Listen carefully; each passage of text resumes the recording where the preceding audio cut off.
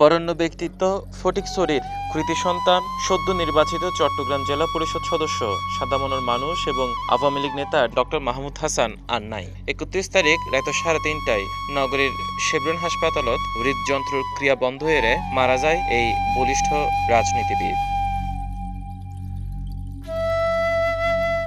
অথচ কিছুদিন আগেও সদা হাস্যোজ্জ্বল এ ব্যক্তি সি+ টিভির একান্ত সাক্ষাৎকার দেয়।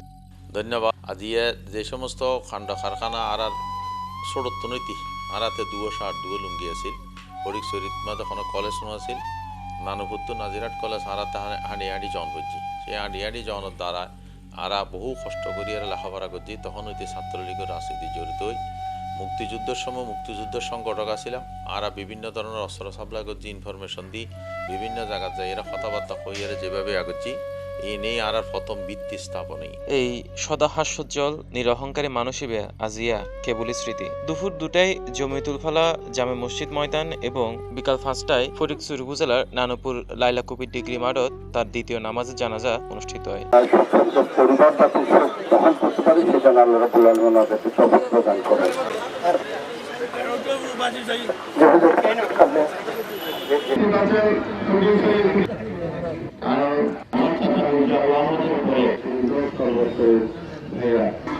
মালয়েশিয়াতে চিকিৎসায় ছিলেন উনি বলেছেন মার্চ মাসটা শেষ করে উনি আবার গিয়ে চিকিৎসা করাবেন। আমাদের যত বাধা করেছিল কিন্তু মার্চ মাস শেষের সাথে উনিও চলে গেছেন আমাদের সাথে।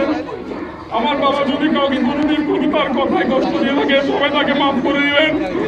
সবাই অবশ্যই মাফ করছেন তো সবাই বাবাকে সবাই মাফ করে দিবেন তার জন্য দোয়া করবেন তিনি যেন জান্নাতবাসী হন।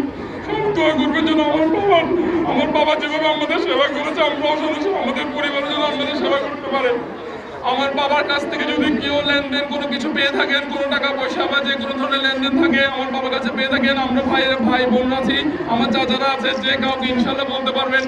আমাদের যারা অভিভাবকরা আছেন সবাইকে আমাদেরকে বলবেন যেন আমরা সেটা আপনাদের সাথে অবশ্যই সমাধান করে দিব। পরিশেষে আবারও আপনাদের কাছে আমার বাবার জন্য দোয়া চেয়ে আমি বিদায় নিচ্ছি। ধন্যবাদ সবাইকে। এই গুণী ব্যক্তিত্বের প্রতি সি+ টিভির পক্ষতুন বিনম্র শ্রদ্ধা। ডেস্ক নিউজ, সি+ টিভি, চট্টগ্রাম। কেওয়াইর মুরগি মার্কা দিওটিন লাগাইলেই হিট জব্বর চলিব।